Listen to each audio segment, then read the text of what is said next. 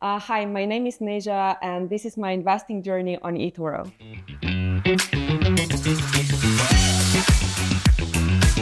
I choose eToro for my investments because I think that eToro is more than just investing platform. I love the social aspect of eToro, and I think that makes the biggest difference. My investment strategy is value with growth. I have a long-term view, and I'm mostly investing in stocks. The biggest challenge I had with investing at the beginning was comparing myself to others.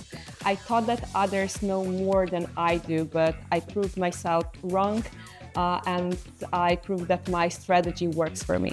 The key milestone for me was when I reached 2 million followers on the platform, because there is more than population of my home country. The most valuable lesson that I learned in my first year on eToro was risk management.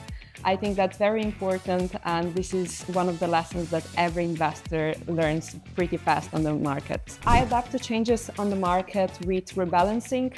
This is part of my strategy, and I rebalance my portfolio often, at least quarterly. I think people should copy me because I have a long track record with solid results and a low risk score of 3.